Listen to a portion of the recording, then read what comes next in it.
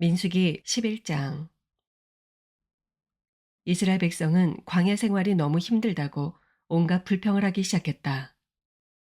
주께서는 많은 무리의 불평을 들으시고 몹시 화가 나셨다. 주께서 불을 내리시자 그 불이 진지의 외곽 일부를 태워버렸다. 백성이 모세에게 살려달라고 부르짖자 모세가 주께 간절히 기도를 드렸다. 그러자 불이 꺼졌다. 그래서 사람들은 그곳을 다베라라고 불렀다. 주께서 이스라엘 진영에 불을 내리셨기 때문에 그런 이름이 붙게 된 것이다. 이스라엘 백성과 섞여 살던 이방인들이 먹을 것이 없다고 투덜대자 이스라엘 백성 중에서도 불평하는 사람들이 자꾸 늘어났다. 아, 고기 좀 먹어봤으면. 이집트에 있을 때는 생선도 얼마든지 먹을 수 있었는데 어디 그뿐인가. 오이, 참외, 부추, 파, 마늘도 풍성했지. 그런데 이제는 눈에 보이는 것이라곤 온통 만나뿐이니 입맛이 떨어지고 말았어. 만나는 고수씨처럼 생겼고 빛깔은 노르스름하고 투명하게 빛났다. 이스라엘 백성은 아침에 일어나면 만나를 거두어다가 맷돌에 갈기도 하고 절구에 찢기도 하여 과자를 만들어 먹었다. 밀가루에 기름을 섞어 구운 과자와 맛이 같았다. 밤이 되어 이슬이 내릴 때면 만나도 함께 내렸다. 모세는 백성들이 자기네 천막 입구에 모여서 우는 소리를 듣고는 몹시 화가 났다. 모세는 걱정이 태산이었다. 모세가 주께 여쭈었다.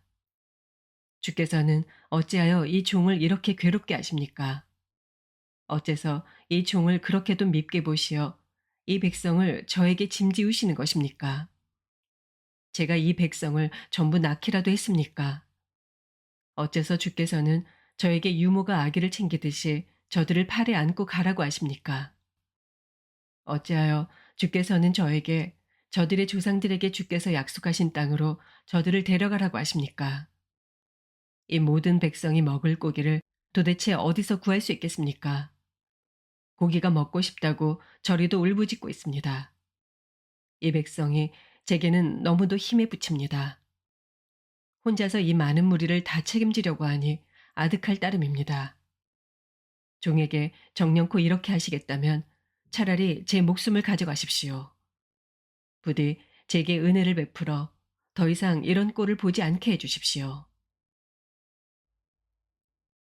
주께서 모세에게 대답하셨다.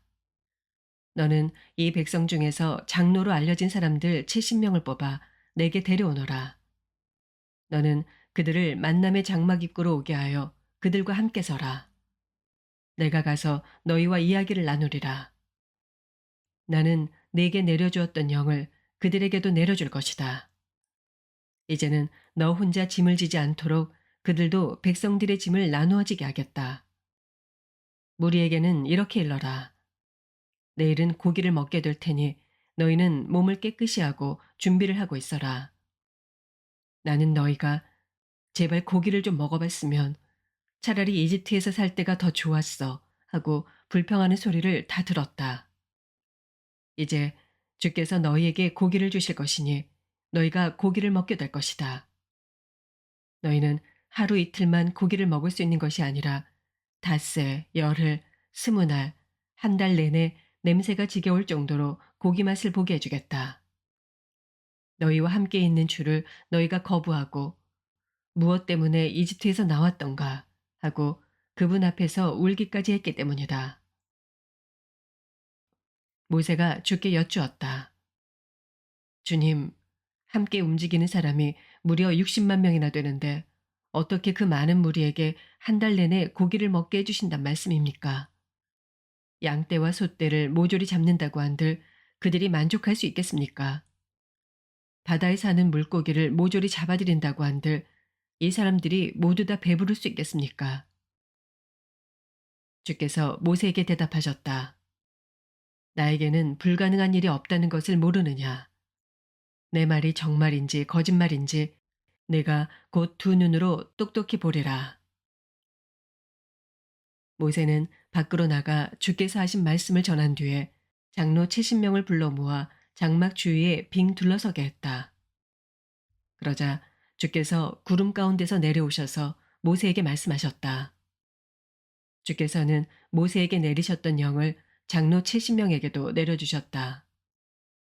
영이 장로들에게 내리자 그들은 예언을 했다. 하지만 그런 능력이 발휘된 것은 그때뿐이었다.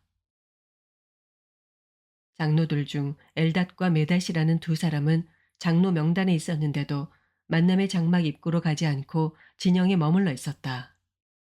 그런데 그 두 사람도 하나님의 영을 받아 진영에서 예언을 했다. 한 젊은이가 모세에게 달려와서 전했다. 엘닷과 메닷이 진영 안에서 예언을 하고 있습니다. 젊을 때부터 모세 곁에서 그의 일을 거들어주던 눈의 아들 여호수아가 모세에게 큰 소리로 말했다. 어르신, 이 일을 그대로 두어서는 안 됩니다. 하지만 모세는 이렇게 말했다. 지금 네가 나를 위한답시고 그들을 질투하느냐. 나는 온 백성에게 주의 영이 내려서 모두가 다 예언자가 되었으면 좋겠다. 모세와 이스라엘의 장로들은 자기들 진영으로 돌아갔다. 주께서 바다 쪽에서 바람을 일으키시어 메추라기를 몰아다 주셨다. 땅 위에 무려 2규빗 정도나 쌓일 만큼 엄청나게 많은 메추라기 떼가 진영 주변에 떨어졌다. 메추라기는 하루길 되는 곳까지 떨어져 쌓였다. 그날 하루 밤낮과 다음날 종일토록 백성들은 메추라기를 모았다. 아무리 적게 잡은 사람도 10호멜 이상씩은 모았다. 진영은 온통 메추라기 천지가 되었다. 그들은 허겁지겁 메추라기 고기를 먹었다. 하지만 메추라기 고기를 아직 씹고 있을 때 주의 진노가 백성들 사이에서 불타올랐다. 주께서는 심한 전염병으로 백성들을 치셨다. 그리하여 그곳은 탐욕의 무덤이라는 뜻으로 기브롯 핫다와라고 불리게 되었다. 탐욕으로 인해 많은 사람들이 그곳에 묻혔기 때문이다. 백성들은 기브롯 핫다와를 떠나 길을 가다가 하세롯에 이르자 그곳에 진을 쳤다. 12장. 미리암과 아론은 모세가 구스 여인을 아내로 맞아들인 것에 대해 비방하였다. 주께서는 모세를 통해서만 말씀을 하셨느냐? 우리하고도 말씀하지 않으셨느냐? 그들이 이렇게 투덜거리는 소리를 주께서 들으셨다. 모세는 아주 겸손한 사람이었다. 세상에 그만큼 겸손한 사람은 없을 정도였다. 주께서 모세와 아론과 미리암에게 말씀하셨다. 너희 세 사람은 당장 만남의 장막으로 나오너라. 그들이 만남의 장막으로 들어서자 주께서 구름 기둥 가운데에 내려오셔서 장막 입구에 서서 아론과 미리암을 부르셨다. 두 사람이 앞으로 나서자 주께서 말씀하셨다. 내 말을 잘 들어라. 너희 가운데 예언자가 있을 때는 내가 환상으로 그에게 나를 드러내고 꿈을 통해 그에게 말한다. 하지만 나의 종 모세는 다르다. 내가 모세에게 나의 온 집을 맡겼다. 나는 모세와 얼굴을 마주하고 직접 이야기한다. 하나도 숨기지 않고 분명하게 말해준다. 모세는 내 모습도 직접 본다. 그런데 너희가 어떻게 감히 나의 종 모세를 비난하느냐?